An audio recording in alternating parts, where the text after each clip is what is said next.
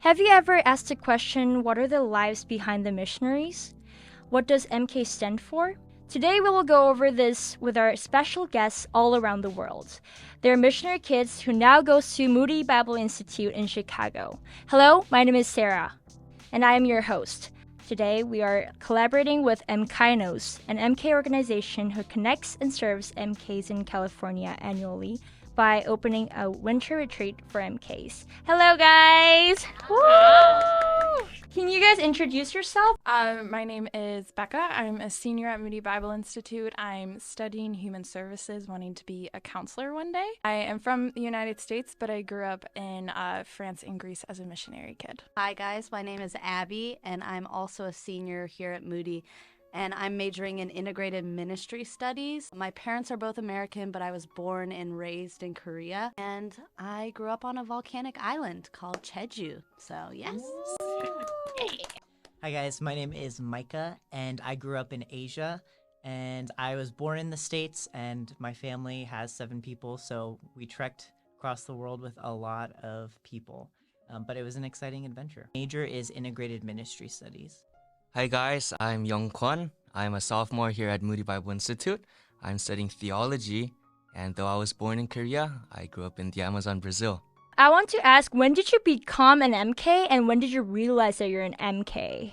The moment that I realized when I was an MK was as soon as I recognized that, oh, wait, I'm a bit different. So back in Brazil, like being the only Asian there, right, speaking another language, not knowing the culture, I was like, wait, something's not right here. Something's different. And so I asked my parents, and that's when they explained it to me, that I was an MK. The time I was 2, my family was support raising and going to a bunch of different churches and moving around the U.S. So I think I always knew that I was different. But I think the first time that I fully realized is when I went into public school for the first time at the age of 5 and didn't speak a lick of French. And I realized that I was different, really, and couldn't fit in. Then what was the first thought when you went to the mission field? What was the first thought? You landed in, for example, for me was Uzbekistan. I was shocked. They were all speaking Russian. I just learned Korean. I was 4 or 5 years old, and I was blah, blah, blah, blah, blah, because I thought my parents won't understand me. So how was your first, time when you, landed there? What was your thought? Oh, this is so scary. I don't know. I don't know what's happening, and I could feel my parents' stress, and I could feel the fact that, they felt uncomfortable, too, and were, nervous. So, yeah, I just remember being scared. Feeling the feeling of adventure, because we were packed up. We had some, stuff we brought, and I remember I had, a Lego set that I was ready to set up once we got there. That was, my parents' way of saying, hey, all right, let's make it there safely. Let's get to our house. Let's settle down a little bit, unpack, and then, we brought some fun things to go. And it was just I know I'm going across the world, but I also, I feel at home. So I didn't really recognize it immediately. I really start to remember about the mission field was when we moved from the mainland of South Korea down to Jeju. And if you've ever been to Jeju, we get a lot of typhoons there. And so the first day that we arrived was a really dark, stormy typhoon night. And Jeju's a tropical island, but that night it was probably the worst it's ever looked. And I just remember my parents, I was probably 8 or 9, and my parents were just staying up late, just putting beds together for us to sleep in. I was just I don't really like this place. Was there any cultural difference? So you landed, now you're in that mission field, and now you have, some kind of cultural shock. Was there any, first thing that you realized, oh, this is different? The small difference, but the immediate one that I had was probably their method of greeting. In Brazil, we would kind of give a kiss on both cheeks. And so at first I was whoa, what's going on? I was hang on, hang in there. It's just a memory that I have that, oh wow, this is indeed a different culture. And I will have to embrace it someday. Was there any difficulties you experienced because you were an MK? Any difficulties? I mean, come on, be honest. There's a lot. Yes, Becca. Yeah, I can go. I mean, so many. First off, language barrier. As I said, I went into public school not knowing any French. And the French kids they can be nice, but they can also be ruthless like any other kids. So that felt like such a big deal of knowing that like I didn't fit in, like there was no way for me to fit in, and like I felt very unsafe, not in like that my life was in danger, but it was like I just had no idea what was going on around me, but I was at school and I had enough understanding to know that like what school meant and what it should be like. Feeling not like understood by the French kids very like early on, or people would ask me like, what are you guys doing here, and like not knowing how to explain what we're doing here because they really had no concept of God and didn't see God in a good way. So those were like the first couple things that I was like, this is really hard.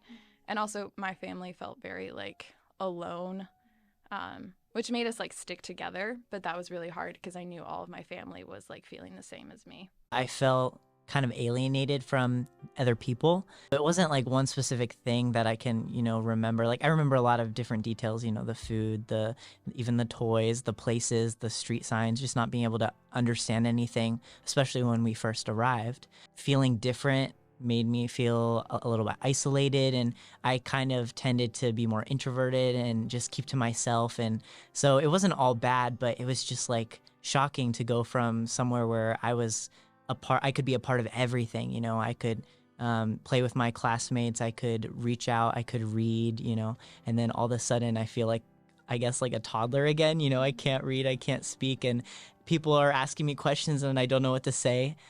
So I think, yeah, maybe if I were to summarize it, the language was really just made me feel isolated. I think much like Becca, I felt a lot of difficulties in the schools. So as an MK, we all know that we move from places to places, like quite often. And so it was hard enough to already get used to a particular school, because at first there's that one Asian kid, you go in the classroom and there's like a awkward silence for a moment, and then they kind of get back to it. But so let's say we stayed 2 years on a particular school. We begin to make friends, but then God calls us somewhere else. And so it's a whole another journey. Never grew up with any kids my age. Besides my siblings, I only had college students to hang out with. That did have a big impact on, I think, who I am today and the way that I grew up, because it was kind of like I was either the cute kid or I was going to be the mature adult. And there was no real middle ground for me to struggle with being a teenager. And so that was hard. Now that we have talked about difficulties, I want to ask you, how did you experience Christ's love throughout the hardships you faced? Because I kind of tended to put on a bit of a mask when I was with people outside of my home, trying to be really mature and like an adult. I think I was so grateful to my family, because whenever I would go home, they were just fine with me being me. And they knew the expectations that were put on me. So when I was at home, I was really comfortable. And that safe space was so important to me. Very similar to Abby. I'm the youngest of 6 kids. So I was constantly around people that were older than me. And what you said about either being like the cute kid or the mature adult, I feel that so much of like, either I was the annoying little sister or I was hanging out with 20-year-olds as an 8-year-old. Our family was the only people that really understood what we were going through. And so I think I felt Christ's love for me really in my parents and how much they took time to try and understand what I was going through and like hear me out and listen. And they understood that they had already put me in a really hard situation. So they never pushed me too much. If there was something that I was like literally like, I cannot do this, they were like, okay, like we understand that. You're in a country that's not your own. Like we get all of your fears. And then I think another way is through missionary kid friends. And honestly, growing up, missionary kids were the only ones that like had any idea what I was going through. Like going up to someone and like we could immediately connect, like how I felt with like all of you. Like there's an instant connection and it's instant like, okay, I'm comfortable and I don't need to explain all of the craziness in my life because you've had the same story, just different. And so I think I felt Christ's like love through that a lot. The way I experienced Christ's love most was through my parents as well. So as we were moving deeper and deeper, it was getting tougher and tougher, right? Relationally, spiritually, emotionally. And the harder it got, I remember we would have a service at night as a family together. And as a teenager, of course, I don't want to like spend my time doing service every day, right? So I'd be wondering, man, why? Again, we did it yesterday, but why today? But afterwards, I asked my parents, and they told me, here in the mission field, there's only so much that we can do for you. So take, for example, safety. There's only so much that we can protect you. So, for example, there were so many times when our neighbors got assaulted. A person died in our school. And who's to say that could have been me, right? And so my parents knew that. And every day, I think it was that commitment to God. Take care of our sons, take care of our daughter, because I have a sister as well. So I think it was through their example that I most felt the love of God. All right, so now that we talked about Christ's love, I want to ask you guys what encouraged you to continue the path of your faith journey. I want to ask you about that. Say hi to our friends. Bye. Okay, there are some of my friends over here, so your friends as well. Okay, so what encouraged you to continue the path of faith? Tough question, huh? Like, you hear a lot about missionary kids and the struggles they go through, and the experience they have aren't always good. And it definitely, you hear a lot of stories about people walking away from the faith. And I think I definitely had a really rough time in my last few years being an MK in that country. I think it was really the grace of God and the wisdom of my parents, really, because they told me, we really want you to go to 1 year of Bible school. And so my parents were like, okay, go to 1 year of Bible school. And I agreed, even though I was kind of in a spiritually desolate place and I just was feeling burnt out and I didn't know how to deal with that. And I think that whole plan and my parents' guidance, and I think that's a common theme we're seeing today, is my parents' guidance. Even when I wasn't listening to what God was saying, my parents were being used by God to guide my path. And so that year of Bible school was probably the most transformational year of my life.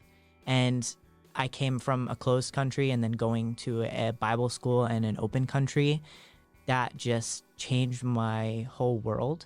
And I realized there was a lot of stuff that I didn't know how to deal with and a lot of pressures that I couldn't unpack until I had left the field. And I just am very thankful that God allowed me to see that, because I could have very easily been one to walk away if I didn't have a space where I really needed to depend on God. Even, COVID isolated me. Like, I had to travel internationally by myself and I couldn't rely on my parents anymore. I couldn't be with my siblings. I was kind of alone in a new place. And in those moments, I reached to God, and He was really faithful to even change the path I'm on now. And now I'm at Bible school in Chicago, and it's something I've fell in love with, and I want to continue to serve. So it's a complicated thing, and I know everyone has a different experience, but I just am so thankful for God's grace in my life. Yeah, so like Micah, I did come to a point where I wanted to let go of everything, just give up in my faith, right? But when you ask what kept you going, I think it was the belief that though I didn't know what God's plan was or God's will was, there was a plan. So that's what my parents told me all this time. Why are we here? I would ask them. And they say, oh, God has a plan for us here, right? God sent us here. And so even though they didn't know the reason, simply having a faith that there is a reason helped them. Right? So I think in the same way, there is nothing else to hold on to. That moment I realized, oh, wait, the God that my parents told me about, the God that split the sea, right? The God of Abraham. I remembered him one last time, and that was when I prayed to God as a last resort, and by His grace, that's where He met me. Yeah. Growing up, my parents, in a lot of ways, just like you guys were saying, were very much what kept me going. And seeing my parents put themselves in places where they weren't comfortable, seeing my parents learning French and going to language school for 2 years and feeling like idiots and feeling like toddlers because they couldn't speak the language, and then moving to another country, moving to Greece and doing that all over again. So I think seeing like the Lord's faithfulness to my parents, I felt that as well. But I think in high school, I questioned a lot my salvation because I was saved. Like, I prayed the prayer when I was like 4, and I honestly did it because my older sister had just done it, and I was like, well, if she's gonna do it, I'm gonna do it. And so I think growing up, it always felt like that was really fake. And so I felt like I didn't have that radical testimony of like the Lord met me in this moment and my life was completely changed. It's like he's always been here. He's always been a for sure thing. I never really questioned it because I've seen him in my like parents' life and in my family so much. And this is what my family's all about. So I think in high school, it was a lot of questioning of like, am I really saved? Am I really loved by the Lord? My like last 2 years of high school, all of my siblings were out of the house. So it's just very much me and my parents and figuring things out on my own. And my new, like, it was the first time I had friends my own age, really. And I think that really helped a lot, seeing God's love for me. And he met me a lot in those moments because there was a lot going on. And he was really faithful to me and all of that. And even just like coming to Moody, like I very much felt like the Lord was like, no, I want you here. And I knew that if I had gone to a college that was secular, I wouldn't walk out as a Christian. Like, I knew that for a fact. I was like, I am not like like I don't have it in me. I'm not strong enough in my faith to go to a secular school. So that's why I chose Moody, because I was like, I need to be in a space where I can actually grow in my faith and be safe in that, because I wasn't safe in that growing up. I was in my family, not in the countries. Yeah. Everybody gets a clap. Everybody is. Micah didn't get a go. Let's give him a clap. Abby, do you want to share? Me and Becca. Telepathy. Okay. All the youngest, raise your hands. Yeah, I think that I also went through a period of doubting, because on the mission field, I feel like you see a lot of, well, I think it depends on where you are, but a lot of missionary kids, they see a lot of revival meetings or like, camps, that kind of stuff, where lots of people their lives are getting changed or whatever. And seeing that and then looking at my own life and being like, well, I became a Christian when I was 6 and I didn't see some 180, I think that was something that I had to wrestle through, and I had to come to the point where any believer has to come to, where you have to realize, am I resting on how fervently I can pray, or how to what degree I'm emotionally connected to Christ, how much I believe, how sincere I am, or am I resting on God's promises? Am I resting on what Jesus promised to me? And I didn't get there right away, but finally I came to the point where I was like, yeah, I'm going to heaven because of what you said, not because of what I said. And it wasn't my parents' faith anymore, it was mine. And yeah. Your own Thank you. faith, yes. We do encourage our fellow MKs who are watching this to actually meet your God, not your parents' God, but your own personal relationship with Christ. We continue and you can meet God. Yeah, we pray for that. What is your most memorable memory from upbringing from the country with your parents or with, anyone else? But good memories. We talked about difficulties and all that. But we have good parts. Let's talk about, Becca, you've been all over Europe, right? That's something to brag about. MKs, we have some good things in our lives happening. Let's brag about it. Some things, let's be honest, there's a lot of good privileges we get, Let's talk about that. Let's be real. Who wants to go first? Who wants to brag first? I want to say this girl has a lot to brag about. This girl eats Korean food all the time at Korea. Okay. Oh. I'm a host. I don't speak. Okay. Yeah, no, go for it. Go for it. Oh, I just didn't go last because everyone else. I felt Sarah being like, talk. So you go, Abby. Go ahead, Abby. No, this was the question I looked at and was like, this is the hardest to answer, because there is no singular moment. I feel like we can all say that.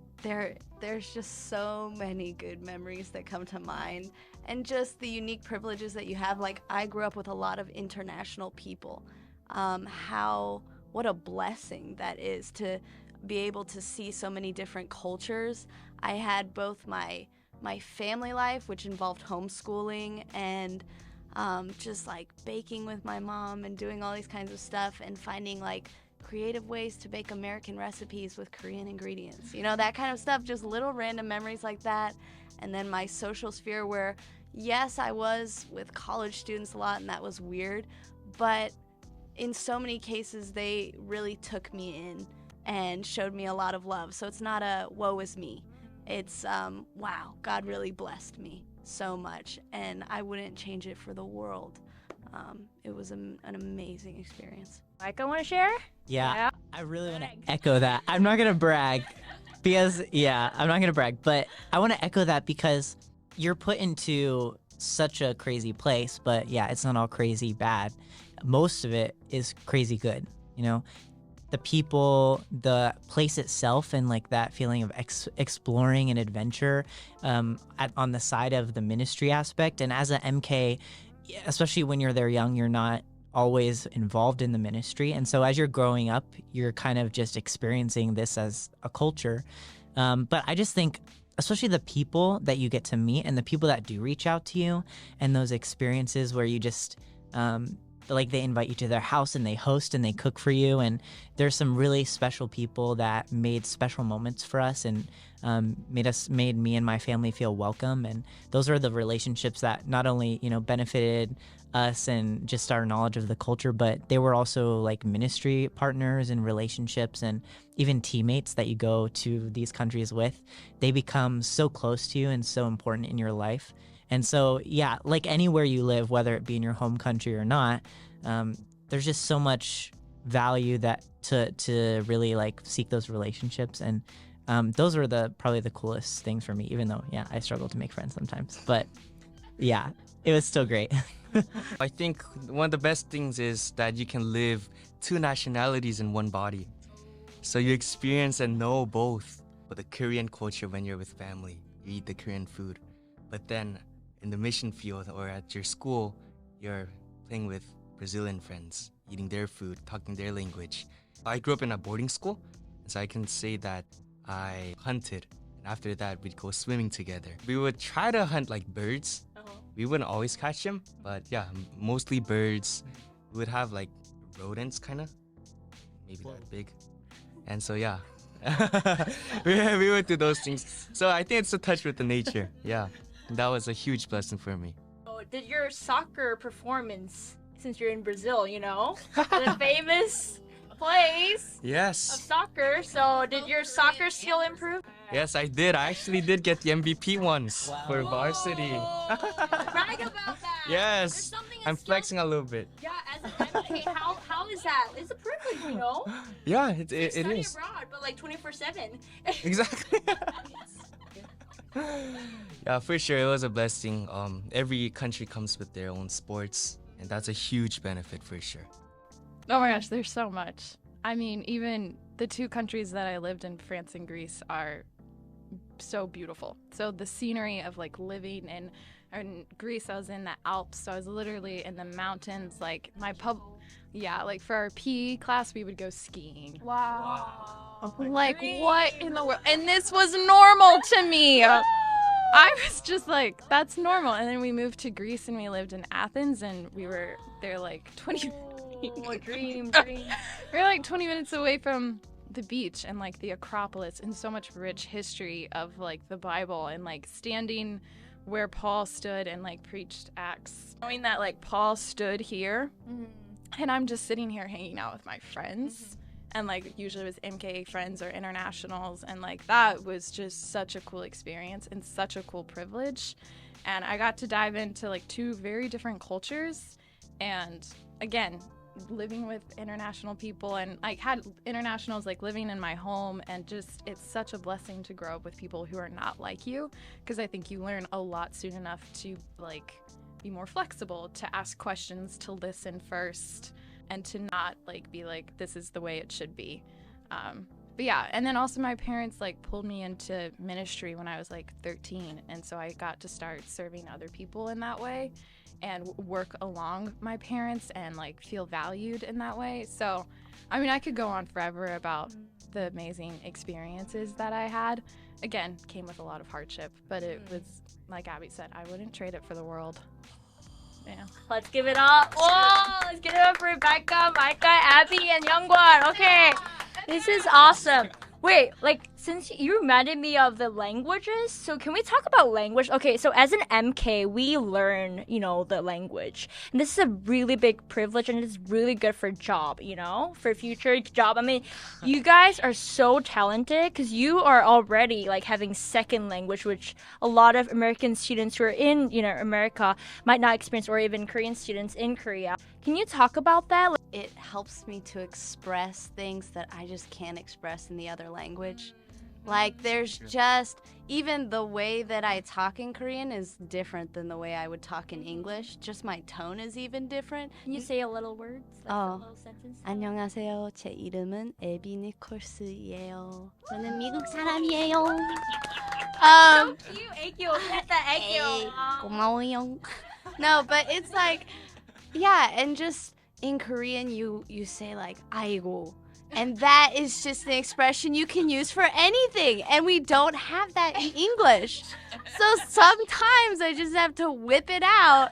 And so I just love how it doesn't just broaden your vocabulary, it broadens the way you can express yourself between different groups of people. And it does help me connect with Koreans in a really special way. Like being here at Moody, I'm able to connect with the Koreans because of that. So I think that's really cool. 아이고, thank you. 네, 감사합니다. All right, guys. How much did your parents include you in their ministry? My parents, it was like we were their team members because we didn't have a lot of staff. And one vivid memory that I have was when we first were starting to build the Bible Institute. The property that we got was a jungle, pretty much. It was just lots of trees and weeds and all kinds of stuff, and we were just like hacking away. And finally we had this like soccer field area, and they had plowed it, and so it just had dirt and rocks in it, and we had to take out all the rocks. So it was just me, my parents, and my siblings just taking out rocks. Actually? Yeah, just taking out rocks for a really long time. And if you know anything about Jeju Island, it is a volcanic island, and there are only rocks. There's barely any dirt. So we were just taking out rocks to find more rocks. But that was part of the ministry. It wasn't just like winning people for Christ. There's other stuff. There's physical labor that you have to put into it too. That is also ministry. And we were a part of every little single step, it felt like, with our parents. I have a funny story because we're super involved in the ministry in weird ways, or like you don't really think of it as ministry when you're the kid, but like we met in our house, and so even something as much as, oh my goodness, we're out of toilet paper, one of us needs to run to the store to get toilet paper because people are going to be over. Like, so whether or not you classify that as a ministry, I mean, we were put to work. But yeah, we were just like as kids involved in all the little details. And then it wasn't until I became a teenager that I got more involved in like youth group and actually getting to help guide some of like youth group studies and even sometimes understand exactly what my parents were doing. And in that regard, once I kind of knew what was going on and I became more understanding of, what's happening around me, I was able to be a help to that, because when you're a kid, you're living your separate life. And then once you begin to realize that, and once you kind of grow a little bit in your faith, you realize, oh, I can help. And even just being obedient sometimes was a big help to your parents who are trying to have a conversation with a missionary or a local believer. And yeah, so it definitely shifted from when I was young to when I was older, but I definitely was involved. That servant leadership out there. Oh, yeah. Wow. Toilet paper, That is let's ministry. go. I tell you what. We, for the bloopers, we almost did a skit when we were back in the States. We almost did a skit where because we had like a conference, and we almost did a skit where my parents were going to be like setting up the house, and then we hear a knock on the door and they're like, Micah, go run to the store to get toilet paper, like in front of the congregation. But we didn't do it. Yeah. Anyway, yeah. With me, yeah, my parents involved us, like me and my siblings, with basically everything from church planting. So we'd be like digging the septic tank, and then we'd be carrying bricks, mixing cement, and then at the same time helping our mom do the laundry and stuff. And I think all of that was very intentional for our experience, and also because I think they wanted us to know that this is also our mission, not just theirs. It's good to be a part of it. Anyone else want to share?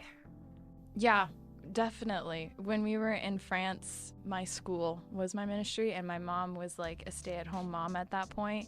So like her ministry was like getting to know my friends' parents and like getting involved in the school and helping out with stuff. We all did that together, and then once we moved to Greece, I started doing so much ministry, maybe too much, but it was really fun, and I wanted to. It finally felt like, because I had been playing catch up with all of my siblings and I was the youngest, it was finally like, yeah, I can do something, even if it's just making sandwiches for 30 refugee women every day, or it's doing this thing called Operation Joshua and handing out Bibles to Greek people, or if it's Exit and help giving out food to homeless people, or if it's being on the planning team for all of these things. So, and all of this was stuff that my parents were working on. And was in this mission that we were helping with. So definitely. And I do think that I'm so grateful that I had the opportunity to do all of that. Awesome. So, yeah. By hearing you guys' story, I'm thinking of you guys as little missionaries. Do you agree with that? Like little missionaries? Do you think we should put the kids out like missionary? Or do you identify yourself as missionary kid? And what do you think missionary kid is? You know, what does MK mean? Yeah, Abby? I actually have been thinking since coming to college, how long can I call myself a missionary kid? As long as you want. Because it's like, As yeah, long I'm as a you missionary kid from South Korea, but then I'm like, but I'm 20. I'm a missionary kid? So now it is kind of this period where it's like, how do I introduce myself? Do I say I was a missionary kid and now I'm going to college, or I was a missionary and now I'm going to be a missionary? It's a kind of new territory that I'm navigating. So I don't think I really have an answer to that yet, but you saying that is something that's real for me right now, figuring that out.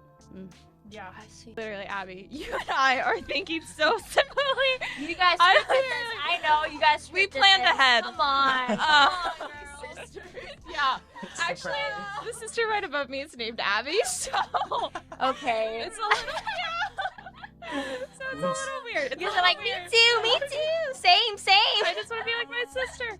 But literally, I've been thinking of that all week of like, it's been 4 years since I've lived with my parents and been a missionary kid. And now I'm a senior and I'm married and I'm about to like go into grad school and Yes, like, you are married. Woo! Give it up for Becca. She's the first friend that got married in my circle. I'm proud of her. I was. But it's like, how do I introduce myself? Can you 'Cause show I've always us your been- ring, please? That's show off your nice. Wow. There it is. She's taken, Shine. guys. I'm sorry. Yes. She's beautiful and she's taken. Oh my god. I am single. Let's cut that. Yeah, but like, how do I, going forward, it's like, when do I stop saying missionary kid? Because that's all I said. That's the first thing I'll tell you. I'm a missionary kid. And now it's like, well, I'm a wife. Missionary wife. And like that doesn't, like, where do I stop? And like, when do I stop? Yeah, when does my missionary kidness like stop affecting me, or does it never? Or like, when, like, to my kids, if I have kids, like, what would that be like, raising them of like, I'm a missionary kid?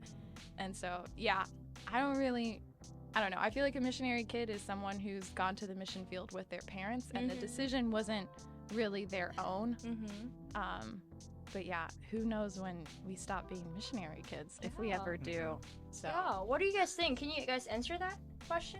We had this kind of existential crisis where we were like, what do we call a missionary? Like, are we being too broad with the term? Are we, what is the difference between missions and ministry? Especially when we're thinking about the global church and everything is more connected these days. And so what constitutes a missionary, what constitutes a minister. And I think for me, I wouldn't necessarily call my younger MK self a missionary. I think MK or missionary kid is the appropriate term because I was involved in ministry, and I think a lot of the MK connotations is that you were. I know there are some MKs that definitely did not thrive where they were placed, and so I can't speak for every MK. But I also want to reserve the term, I guess, for someone who is really like gonna uproot themselves in their adult life and in their decision to obey God for the call. I want to reserve that term for them because the command to go and go somewhere that's unreached is a really high calling, and it's a really hard job. And I think that all believers are called to do ministry.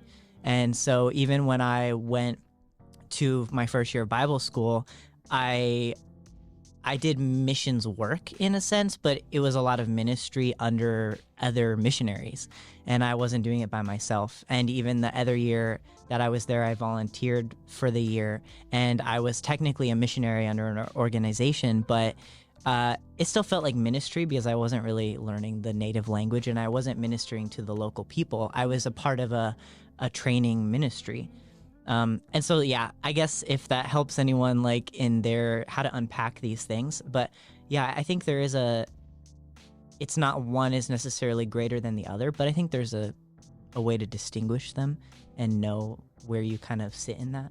It's just a little aspect of being an MK. I don't think there is an end to it, and I hope there is an end, because MK lifestyle is what basically made us who we are right now. So our childhood, that's what brought us up.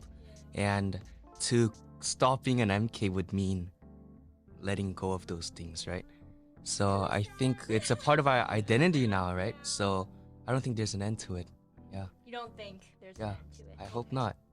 Yeah. I personally think there's no end to it because we're always our parents' child, you know? And as long as they are missionaries, and they'll forever be our missionaries, even if they retire. And I want to identify myself as MK. I think this is kind of a glorious name. Like, I love MK. Like, I personally want to do MK ministry, and our collaborating organization, MKinos, is MKs serving MKs. And our fellow MK elders who have children, they're serving us right now, like college-age students. So I think we can continue to be MKs and serve other MKs as well. Okay, I want to move on. Now we're in the second section, and we'll be talking about the presents. All right, this is a really, really, really, really big question. So I'm going to drop a bomb to you guys. So be ready. Okay. Where is a home for you? I still can't answer this question, so go ahead. Where is a home for you? My home is in Korea, and specifically Jeju. I know that a lot of missionary kids move around, or they go to many places, and oftentimes that's even how people view missionary kids. Like they're always moving. And for some that is the case, but for other missionary kids, it's one culture for their whole lives. So to me, America never felt like home. We would always say, yeah, America's a nice place to visit. Like we would go there for support raising for a couple of months, but we spent almost my whole life there in Korea. So it's 100% my home. While I don't identify with the country I was in like fully, but I relate to it a lot and I treasure my experiences, I also don't fully relate to being an American all the time. So I always just say like home is where my family is, because they're the people I connected with the most, and they're the people that no matter where they are, whether they're in that country or they've moved back, that's where my home is. Not even my passport. I don't really even consider my passport country my home in a sense. Yeah, my family's my home. When I think of like an actual place that like represents home, I think of the apartment that I grew up in Greece, in Athens. That apartment, my parents just moved out this past summer, but that apartment was the longest place I'd ever lived anywhere, and that was like 8 years on and off kind of. And so that place, that's home. That will forever be home. But I also agree with you guys of home is where my family is, home is where my parents is, and now newly married, learning that home is where my husband is, Caden, and bringing that like together as one. Yeah, whatever. We're in love. But yeah, when I think of like a physical place, it will always be that apartment in Athens as home. So are you guys glad that you're an MK, missionary kid? Yes. Don't let the silence be long. Yeah. Yes. Yes. Absolutely. Absolutely. I think for the longest time, I would say no to that answer. Because it was just too hard. Is why would you go through so much pain? And you know, many people would ask me, would you do that all over again? And for the longest time, I would say, oh no, of course not. Why would I do that? But now, looking back at what God has made out of all those hardships, it's hard to put it in words, but yeah, I would say, yes, I'm glad to be an MK. Next question. Why are there MKs that fell out of their faith as soon as they leave the mission field? We are at Moody Bible Institute, and we're glad that we're continuing, hopefully, our faith journey with Christ. But there, unfortunately, there are missionary kids who fell out. What do you guys think about that? And why do you think they fell out? I think it comes back to what you had challenged everyone who's watching this right now. I think it was most often their parents' faith has been their faith. And so when they have that little distance from their parents, they no longer share that faith that their parents had. So yeah, I think it's that, not having developed your own. What do you guys want to say to those MKs who fell out of Christianity and have hurts in their hearts still and still don't want to go to the church because they're so hurt by the Christians or the missionaries or other pastors? What do you guys want to say to those fellow MKs?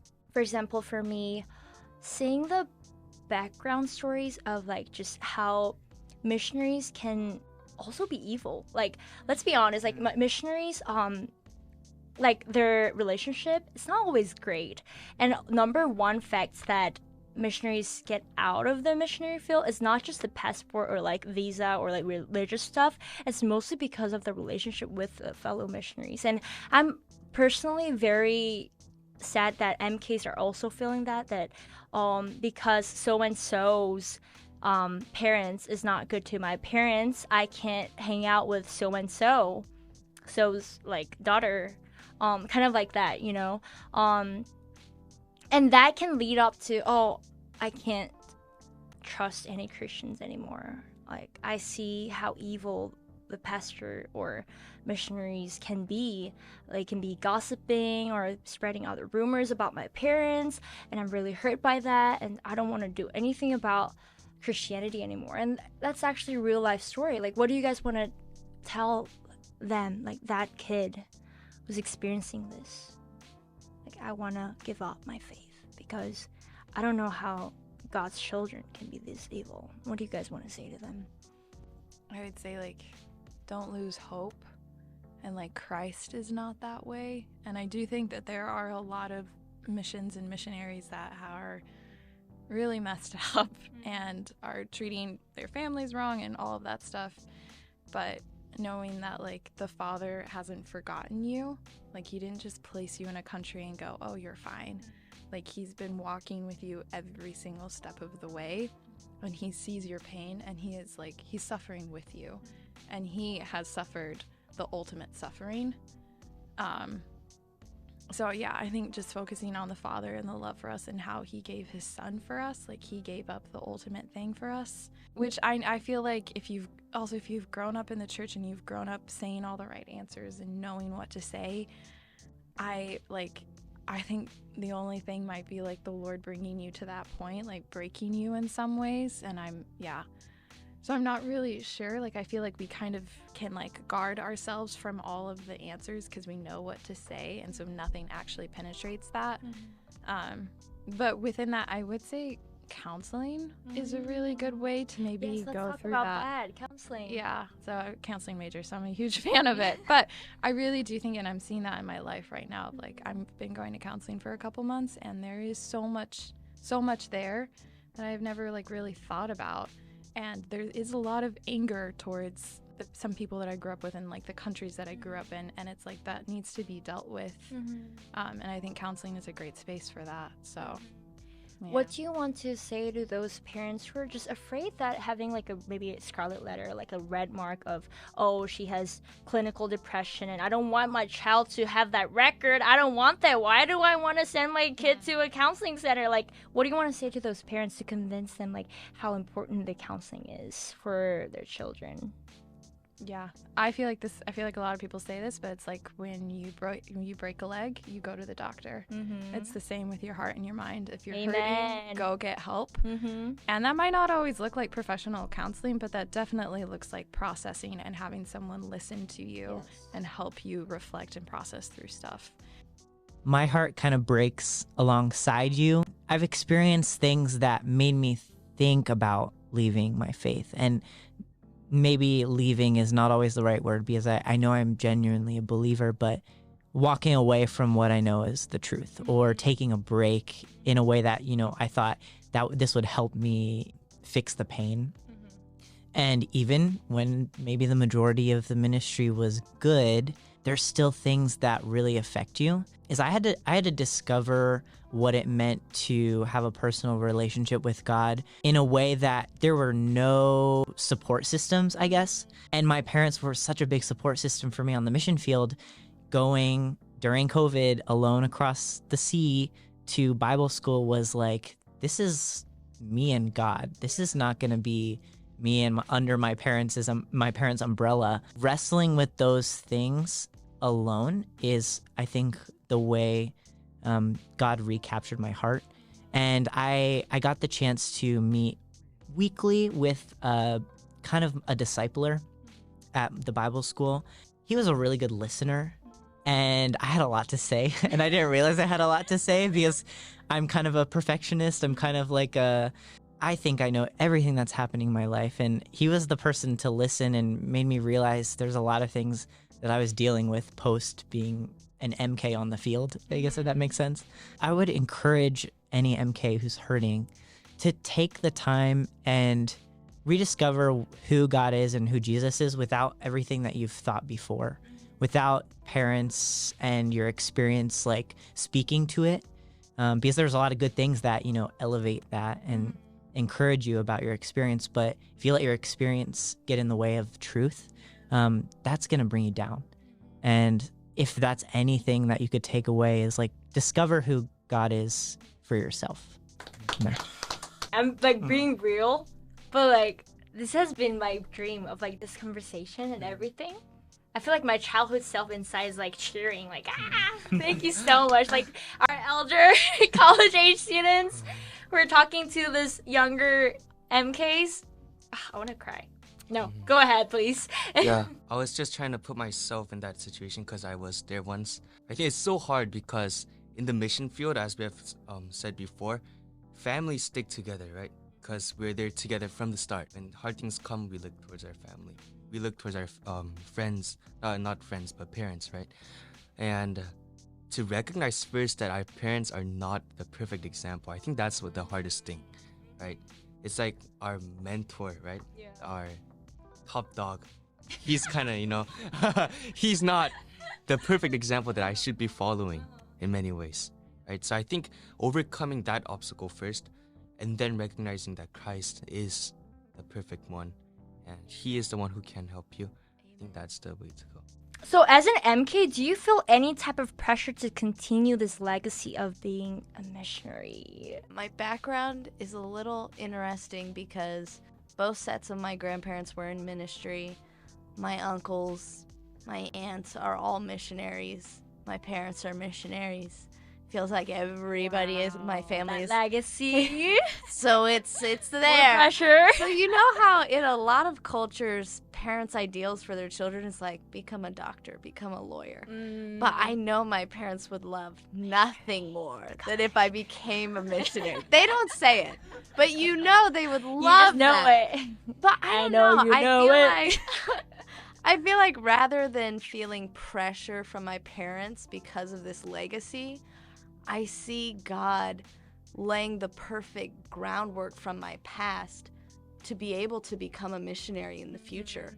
Like, who better to become missionaries than missionary kids? Yes. With all of their experiences and all that Preach it. they've been through, like, they are already, even though we're still college-age students, we're so equipped. We've done so many things to prepare, to kind of have all these tools in our toolbox if we then decide to go into ministry. And so I think if more missionary kids would decide to become missionaries in the future, the missionaries we would have in the future would be so amazing. Yes. I look at, Micah, Isaac, and Becca, and I see Sarah! No! I see missionary material. Yeah, missionary material, You guys would be the best missionaries because of the experiences that God has given you, because of that legacy. Yes, let's talk more about. I'm in the stage where I'm not exactly sure if I am going to be a missionary or not.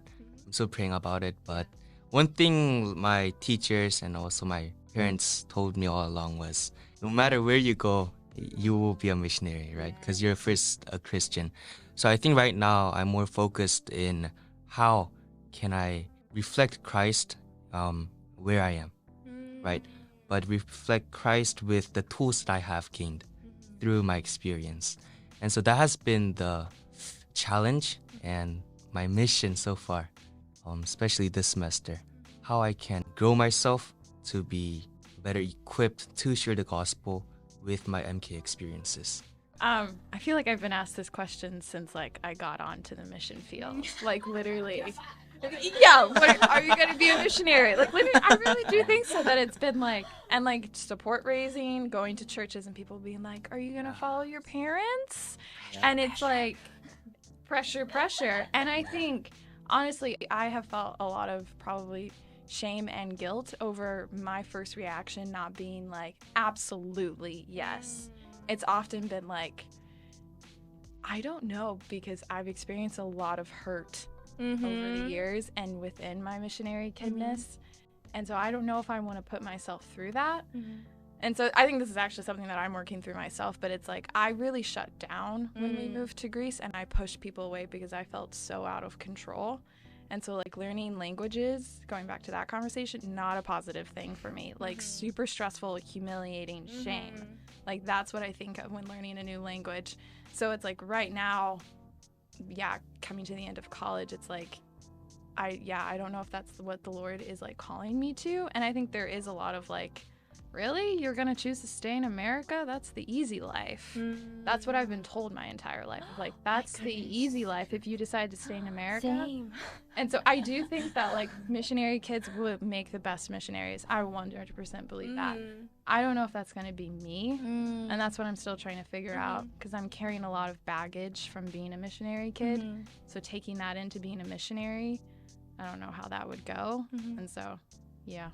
I mean, that's totally valid. And it's really difficult. I think our journey as a missionary would be different because we'll be, first of all, in different generation. Second of all, we'll be in most likely different country, right?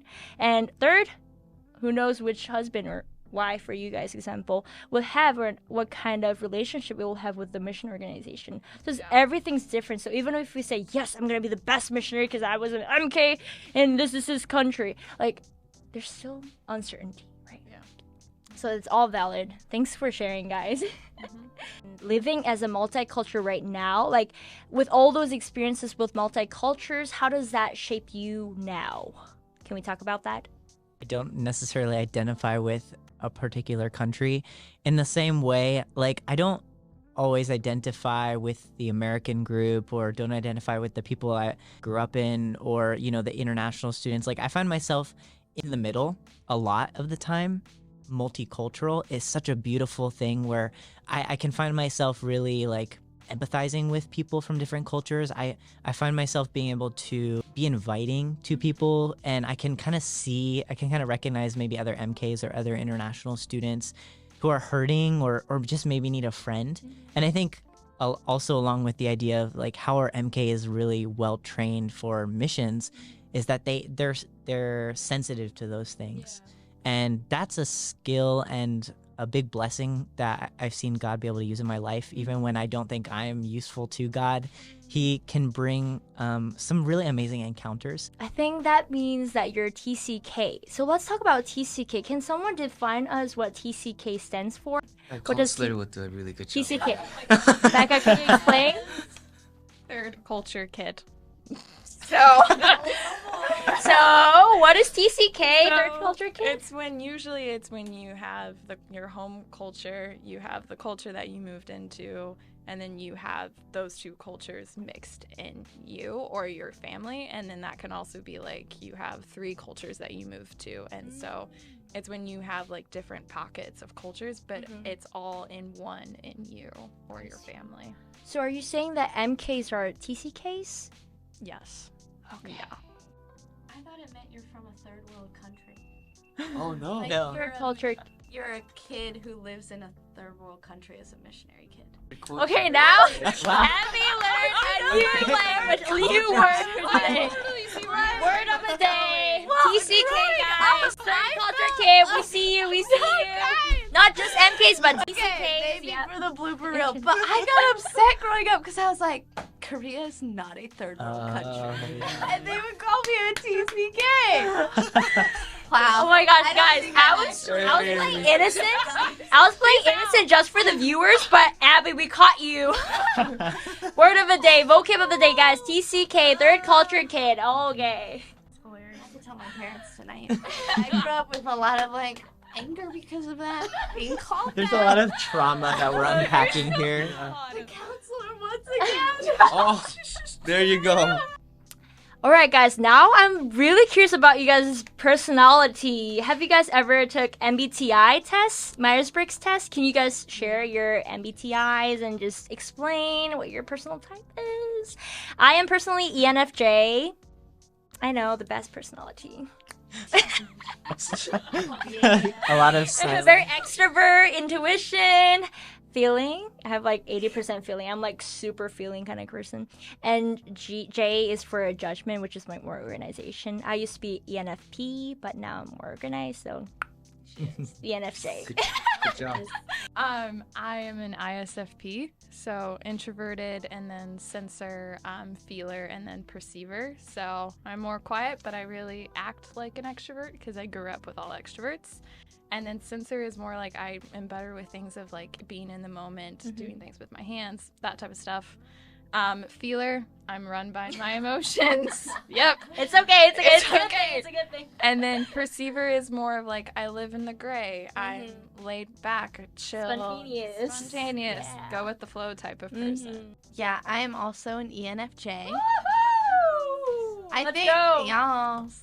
I think I'm a little bit. I'm not quite as like a performer in terms of being an ENFJ. Like, oh, I'm just the bell. What is it? I was gonna say bell of the bowl, like the party animal. I guess I'm not. If it's a big crowd of people, I'm not like that. If it's people that I'm comfortable with, yeah, I do tend to be more, out there. We see you. We Thanks, see girl. you today. Thanks, girl. But yeah, actually, when you look at the different personality types, they put kind of a title with it. Oh, and yeah. ENFJ is known as the teacher, and that fits me really well. I grew up teaching English during like camps and that kind of stuff.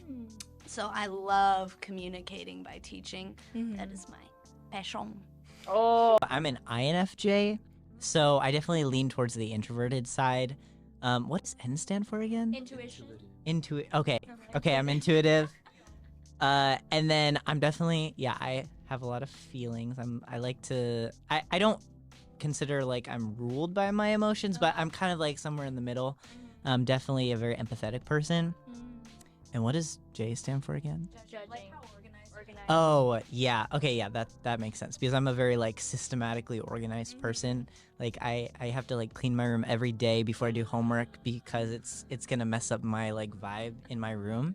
So, yeah, Sorry and for your future wife. yeah, I'm very much a planning person, so wow. Hey, maybe she'll really appreciate that. Okay. Oh, because you will clean for her, right? Yeah, exactly. Okay. Yeah. Wait, Michael, you are INFJ. INFJ, right? Yours are I am INTJ. INTJ. So We're all like similar. Oh, you're the only T.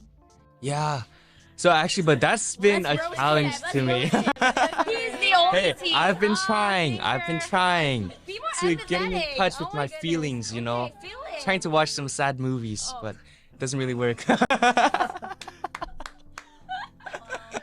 Yeah, but anyways, it's basically like Micah, but I tend to go along with my brain instead of my emotions. Yeah. How do you overcome depression, anxiety, and insecurities? You're insecure. You're insecure. You're insecure. Mellow yet epic and not Insecure. insecure. You're insecure. We need to leave some space for Everyone else is insecure. You're insecure. Okay. leave some silence for a second for the editor. Which is Sarah. Which is Sarah.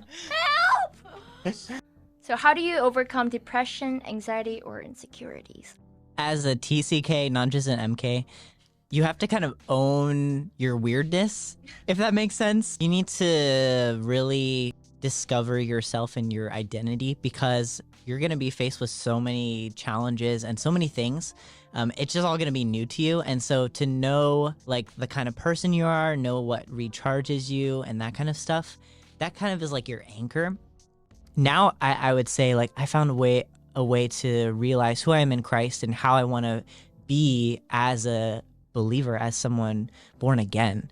And so my identity has changed a lot, and how I even talk to people and how I reach out, and how even though I'm technically an introvert, I still reach out to people because I know that's, you know, how we're made and how we're supposed to, you know, live life.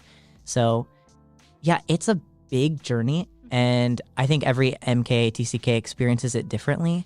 But for me, it was really like outside looking in, and after my experience, how I dealt with it, that I guess got me to where I am now. And my, what word did you use? You said like, or not insecurities, but like, you know, being sure of yourself, if that makes sense. Confidence? Yeah, like my Content, confidence and being content. uh-huh. Yeah. You actually identified the key term that I wanted to add, but I didn't add into the question. Thank you so much. The word identity. I think identity is the word that I think the most when I think about MK.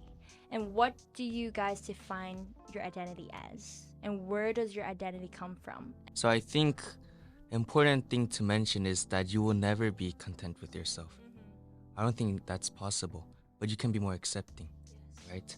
And that can only be done if you look towards Christ, right? Because you look at yourself, you're just gonna fall again, right? Because we just said you will never be content enough, right? So it's that identity that you find in Christ, that new identity makes you more accepting of yourself. Because you're not looking at yourself now, you're looking at Christ, right? It's no longer I who live, but Christ who lives in me, right? So it's exactly that's going on. I think that's by only looking above, looking at the cross, can we overcome anxiety, fear, be more accepting to ourselves, and more loving too. What do you mean by kind of be born again and being with Christ and putting our identity on Christ? What does that mean? Like, how do we apply that to our lives? I think that's a big question. I think a lot of MKs know, like, kind of the answer, you know, kind of basically, oh, this is like kind of a Christian answer. But how? How do we live and give our life to Christ? How do we walk with Christ on the path that he walked?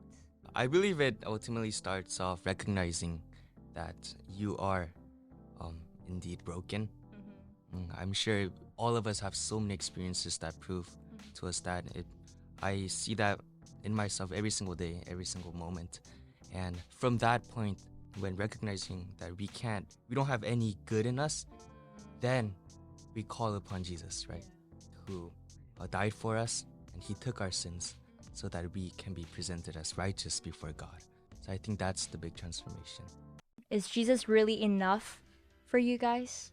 I've seen this thing on Instagram saying, yeah, people say Jesus is enough, but we say Jesus plus popularity, Jesus plus money, Jesus plus hot boyfriend, cute boyfriend, Jesus plus good, full tuition, like let's get it, like scholarship, full scholarship.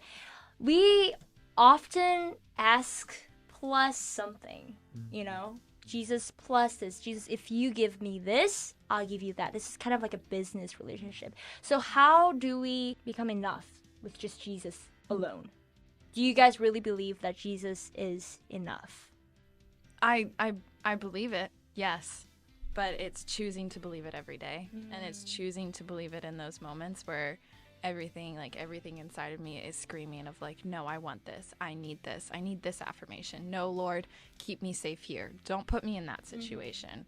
And so I think a lot of this of like finding our identity in Christ is choosing to believe the truth every day.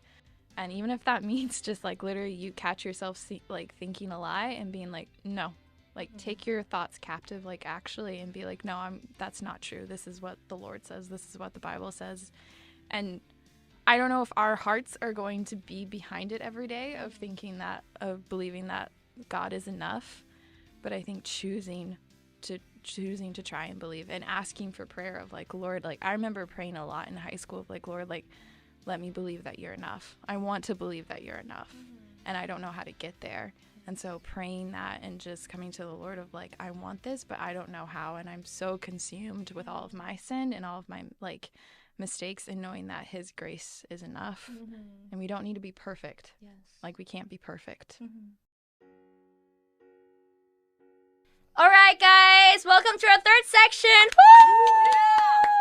We're going to talk about our future. All right, so what is your goal for 2023? I'm graduating this year, so I'm very excited about that.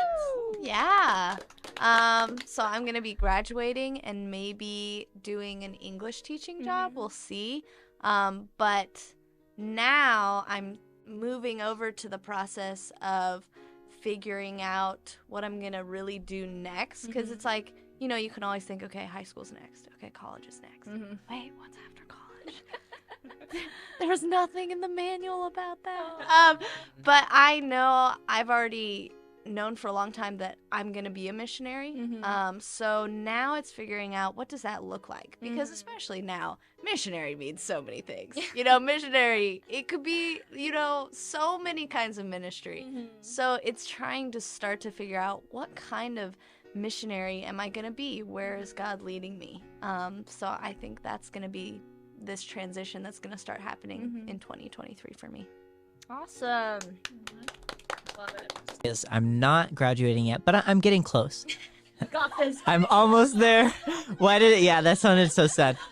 But it's also that weird space of like, yeah, what am I gonna do afterwards?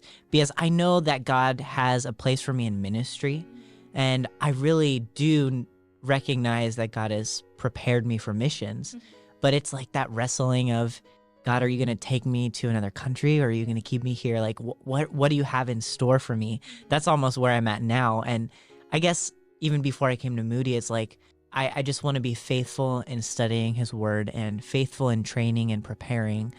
And I guess that I can hold on to that. That's the thing I'm holding on to. But, you know, there are a lot of things that are swirling around, you know. But yeah, that's just the simple goal, and making the most of my time here. Yes, so for me, it is that time to join the military, it seems like. Hey, Gundes! I still haven't. Not yet. Yeah, I haven't completely made my mind upon it, but I'm currently leaning towards joining the military right now. Yeah, after this semester. Goodbye. Goodbye. Let's clap for him! Lift it up, lift it Let's get for 2 years of army. I mean, one Year and a and half. half. Year and a half. Okay, year and a Yeah, half. year and a half. So graduating and woo, yeah, so fun. So many decisions to make of where in the heck. Like it's that we're moving again. We're Yeah, doing that again. again. I'm leaving. I'm gonna have to make new friendships. I'm gonna have to figure out how to do long distance with the friendships that are so close to me. I'm gonna have to learn how to emotionally like let them live their lives and let myself live my life and the whole thing. And I'm going into, I don't know where yet, but I'm gonna go into a master's for counseling. A counselor. Yeah, counselor. That's So I'm very We need you. excited. We need more counselors in this world. Well, you're gonna do counseling too. Hopefully. So, yeah. So I think my goal is to focus on the Lord in this transition as much as I can. And, well, yeah. and just see him flow out of that and have that hit all of these things that I'm anxious and worried about. Like, I want to handle this transition a lot better than I handled, like, leaving Greece at the end of high school and leaving France. Like, I did that. I messed up a lot in those because I didn't know what I was doing. And so now, 4 years of living at Moody, I can kind of, like, see and be like, okay. So my goal is to, like, handle this transition well. And I know that's there's gonna be mistakes, but I know the Lord's going to be faithful in it. So, thanks for sharing. Woo! Do you guys see yourself in a ministry, serving in a ministry, and which field of ministry do you guys want to serve in? Have you guys ever thought about MK ministry? Hint, hint. Yeah. No, I absolutely see myself in ministry. I don't know why, but I've just known for a really long time that I was going to do that. And so figuring out, is there a specific group that I want to go to? I think when choosing to be a missionary, a lot of people tend to put stock into what's the best mission organization I can go with? What is the country that, like, it's a perfect fit for me, you know, where the culture is the best fit for me, the food is the best fit for me, and we don't really take enough time to just say, where is there a need? Where is there a need that I can just meet? Yeah. And, you know, some people think, okay, once I decide to be a missionary and go to this place, I'm going to have to be there for the rest of my life. Why not just take a year, go to some random country doing some kind of mission work and see what happens? Yeah. It's like, worst comes to worst, that's 1 year of your life. In the long scheme of things, that's actually not is that too much to give to God, that 1 year to just go and try it out? So I think that's where I'm at right now. I don't know what group I want to go with, but I just want to go meet a need and do ministry without being under my parents anymore. See what ministry is like when I'm doing it by myself. I'm almost wrestling with the opposite issue. It's because I've gotten tastes of short-term missions, and I think there's a big value in them, but it's also like, how can God use me in a long-term commitment? I mean, I'm pretty young. It's not really something I feel like a lot of people my age would consider, just because it's a huge commitment, and that's what I'm wrestling with. Because if I feel God is calling me to missions, do I jump in? And there's a lot of amazing examples of missionaries doing that, or do I, test it out first and see? And I've been part of missions work in different countries, and I know some opportunities and I know there's needs, but really, like, discerning where is God calling me, and is it going to be for long term? And I'm willing, and I know it's going to be hard, but I want to be used where God has me. And so, yeah, it's like, yes, I could go to a 1 year thing, but maybe it's better that I wait until God gives me that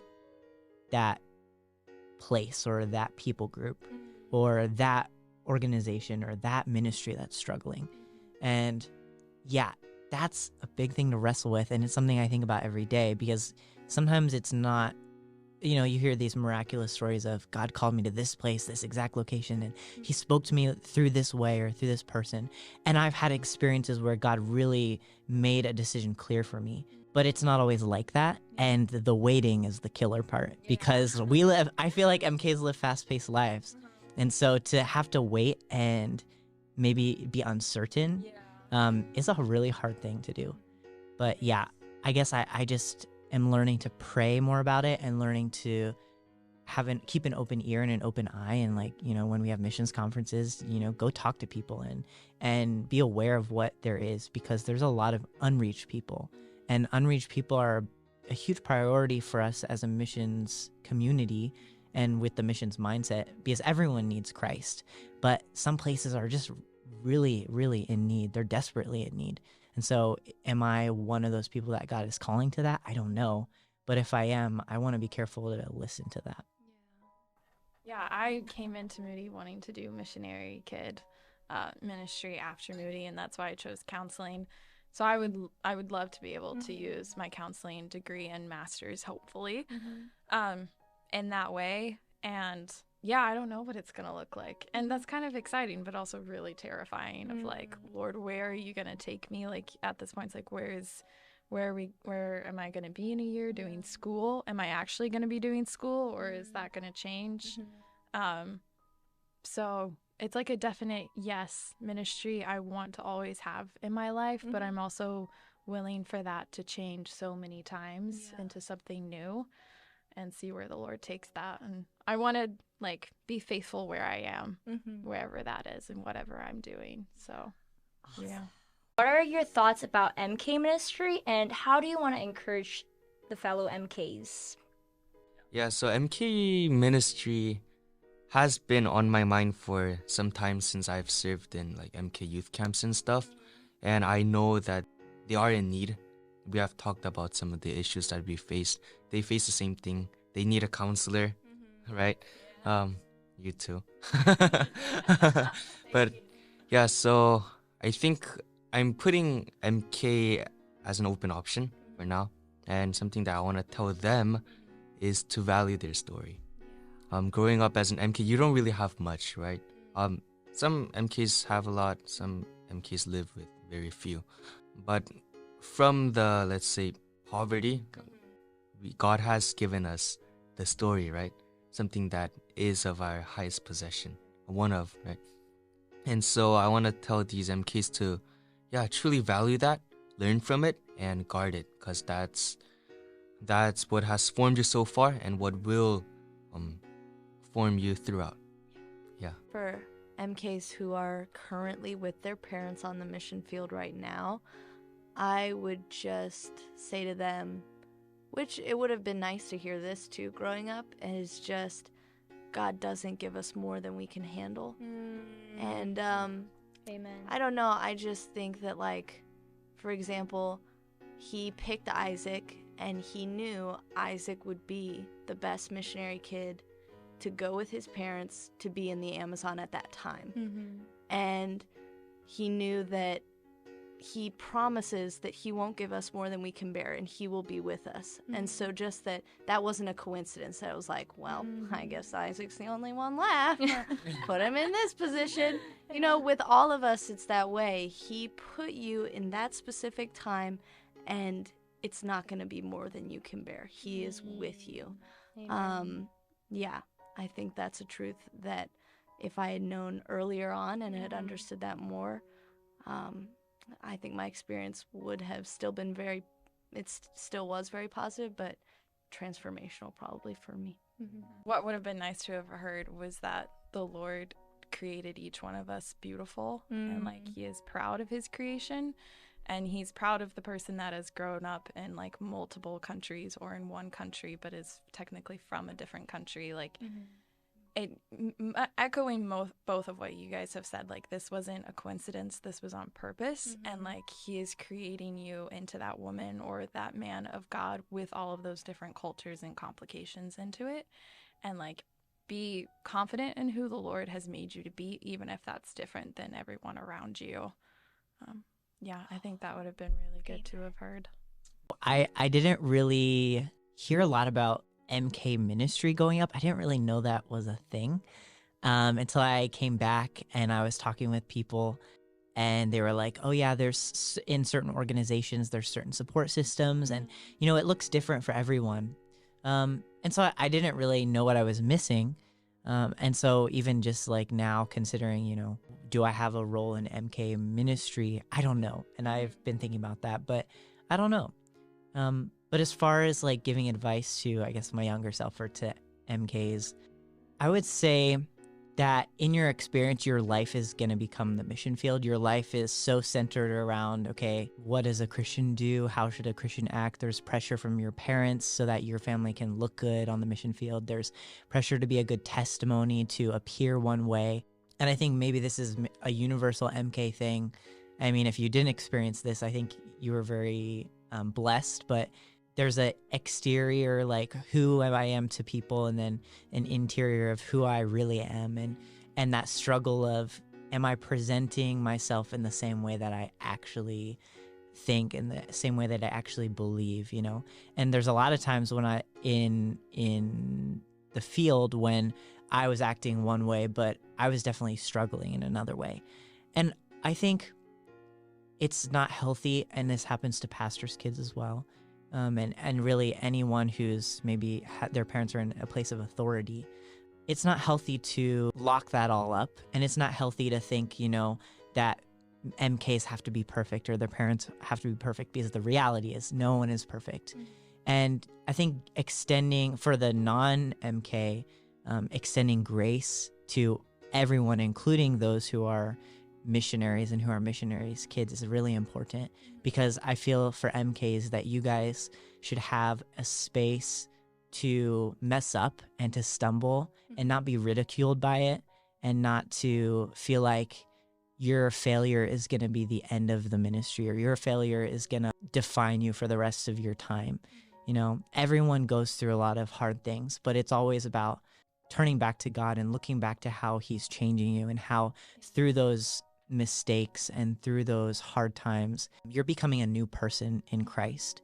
And don't be afraid to talk about hard things with your parents, because they are really your most important support system. Or maybe even there's someone on the field, maybe it's a teammate, or maybe there's a university student who's really looking to help disciple you or to be part of your life, to reach out and to be honest and open, even though it's one of the hardest things to do while you're in the spotlight. Don't miss that opportunity, because it just carries on, and you're just going to keep putting up a wall or having a mask, and that's not who you really are, and you know it, and it's going to hurt you. And being open to those around you is a chance to grow, and you don't want to just stunt your growth. You don't want to just not ever come to terms with the hard stuff and not come to terms with your relationship with Christ. And that's what happened to me. Is I felt like as I left that country, there was so much that I didn't unpack. I had compartmentalized it away, and then as I had that discipleship relationship, and as I got to talk with other people and open up, I realized I had a lot more trauma, I guess is the right word, than I realized. And I think that's what is like the silent, I guess for lack of a better term, the silent killer is just not coming to terms and processing all those things. And then they all come in at once, and then you don't know who you are. And if you're not rooted in who you are in Christ, you're going to look somewhere else. And yeah.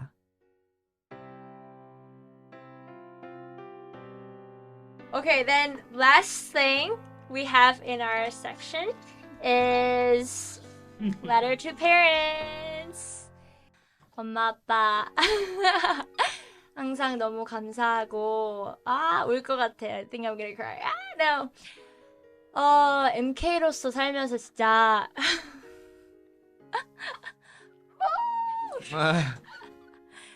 진짜 너무 힘들 때도 많았고, 진짜 원망스러울 때도 많았고, 그랬는데 그때마다 같이 옆에서 울면서 기도해 주셔서 감사하고요.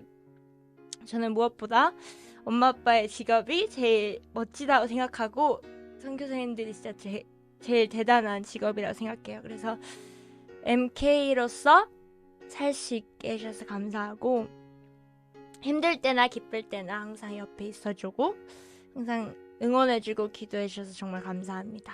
그리고 모든 선교사님들 진짜 너무 대단하시고, 저희 MK들이 기도로 응원하겠습니다.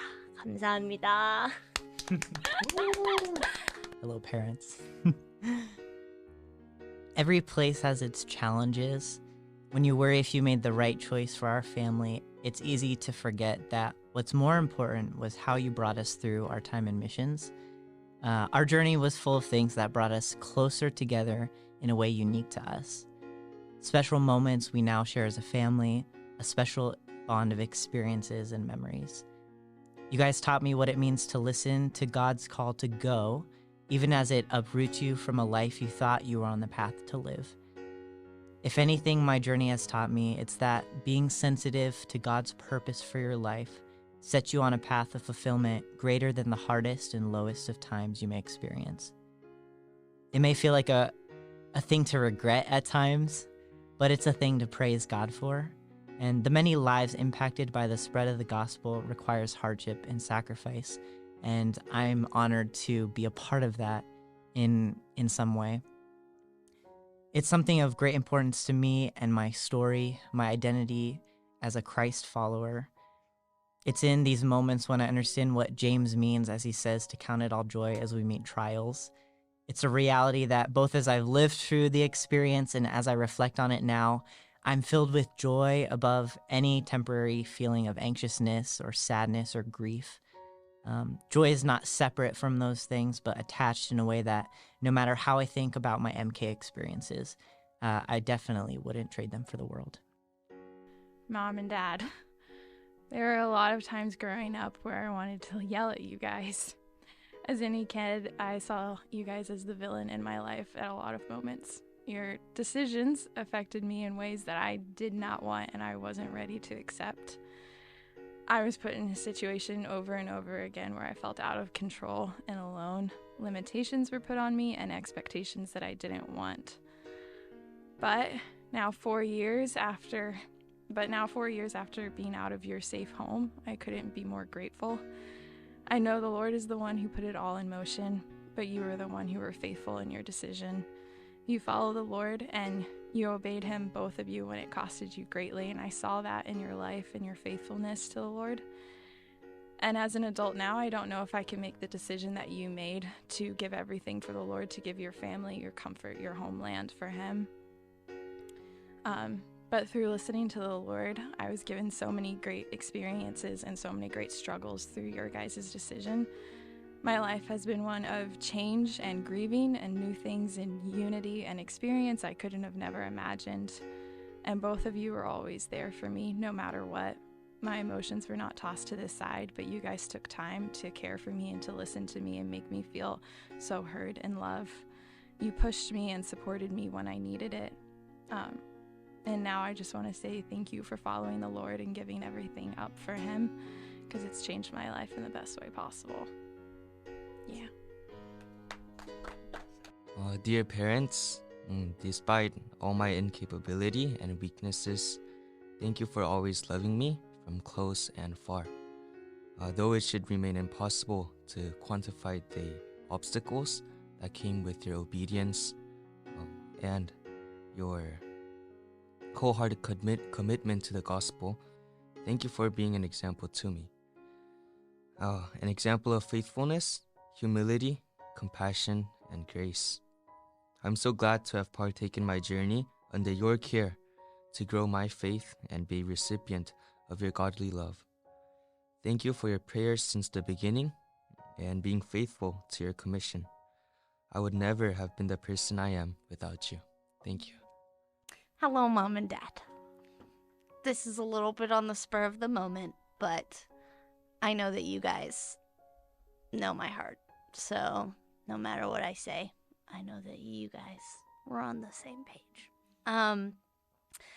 When you guys got married and embarked on the journey of ministry, it wasn't just ministry that was new for you guys, but family too.